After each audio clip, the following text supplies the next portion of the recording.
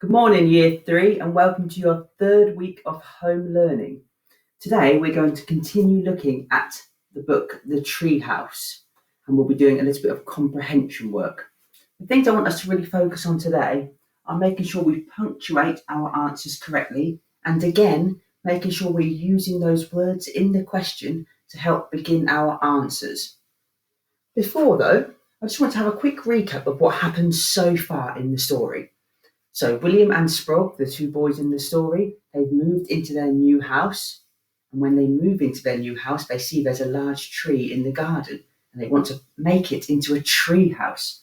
So they start planning the tree house and then their dad builds the tree house. But then sadly, before he could finish building the tree house, he has to leave for work. And then he promises them that each month he'll send them a different parcel they can use in the tree house. And you'll remember in the last chapter, they received their first parcel, which was a rope ladder. And actually, William managed to convince Sprog to put the rope ladder even higher up so they could build a watchtower. So they can get even higher into the tree and have an even bigger tree house.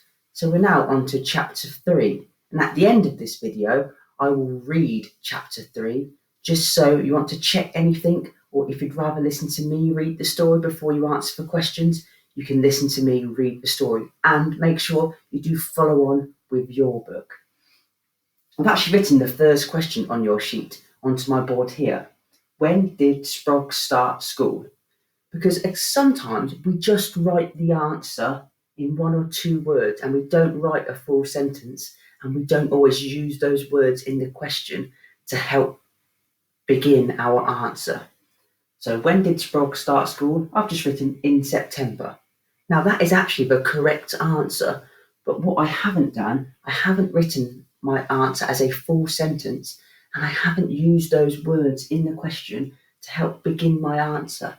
I have actually written them on the board here. I've underlined a few words in the question. So if you would like, you could pause this for a second and think about, what should I have written as my answer? I've just written in September. What should I have written to make sure I'm writing a full sentence and that I'm using some of those words in the question? Pause it for a second and see if you can work out what that answer should have said. Welcome back if you did pause it. What we should have written was Sprog started school in September. So as you can see, 3 of the words in my answer were already in the question. And that's what I'm really trying to get everybody to start doing, making sure they're using words in the question to help begin their answers. And today, if you can and you remember, it might be a really good idea to underline some of those words in the question that you're using in your answer, just to remind you to make sure you're doing that each time. And it really will help make sure you're answering the question being asked and that your answer is clear and makes sense. So today, I'd like everybody to read chapter 3 in the book. And if you can, answer those first 5 questions on the sheet. A little bit of a hint there, I've shown you the first one. And if you have time, you can do the 3 extra questions at the bottom. And try to, if you can, as I've done on my sheet, underline those key question words that you use in your answer. And remember to punctuate your answers correctly. So names of dates, names of people, all need to have capital letters, remember, and begin your answers with a capital letter. If you're happy to read the book by yourselves, you can stop my video now, read chapter 3, and then begin trying to answer with those questions. If you'd rather listen to me read the chapter, you can carry on watching this video, and I'm going to read chapter 3.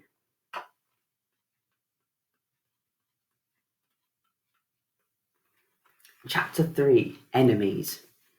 In September, Sprog started school. On the first day, his teacher, Mrs. Morrison, read a story about a magic golden bird, and Sprog drew a picture of it and sent it to Dada. Dear William and Sprog, said Dada's next letter. Glad you liked the rope ladder. I liked Sprog's bird picture too. It's up on my bedroom wall. I thought the treehouse might be a good place for bird watching, so I'm sending you these. Love, Dada. Inside the parcel was a pair of binoculars. William looked at them doubtfully. Bird watching in a castle? Doesn't have to be birds, said Mum. Take them up to your watchtower and find out what you can see. William grinned at Sprog. Come on, Sir Stephen. Shall we go up to the castle and keep watch? OK, said Sprog. William snorted. You don't say OK. You say, Very Lee, Sir William. Very Lee, Sir William, said Sprog obediently. He didn't know what it meant, but it sounded castle-ish, and he went on saying it every time William spoke to him. Let us climb up the castle, Sir Stephen. Very Lee, Sir William. Will you take the first watch in the tower? Very Lee, Sir William. Don't forget the binoculars. Very Lee, Sir William. Hanging the binoculars round his neck, Sprog climbed the rope ladder. When he was settled in the watchtower, he looked through them. What did you see, Sir Stephen?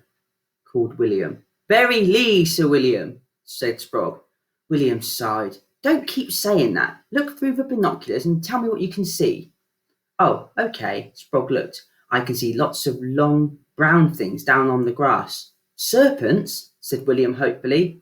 Sprog frowned. No, I think they're the dead catkins off the tree. William sighed again. Look further away. OK, Sprog lifted the binoculars and scanned the garden. I can see Mum in the vegetable patch. She's digging up potatoes.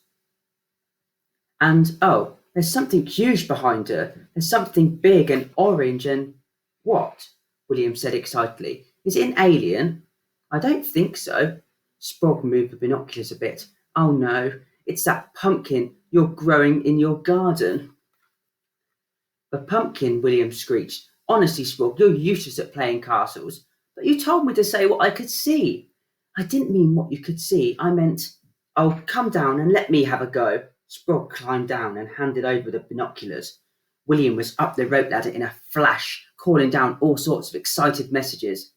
I can see an army coming round from the north, and he swung round, a terrible dragon flying from the east, and 3 black knights on fire-breathing horses. Sprog looked out of the tree. He couldn't see any of those things. Perhaps he hadn't been using the binoculars right. And another army in the west, yelled William. We need help. Go and find reinforcements and ammunition. Slowly, Sprog climbed down the tree. He wandered across to the vegetable patch and stood beside Mum as she stuck the fork into the earth.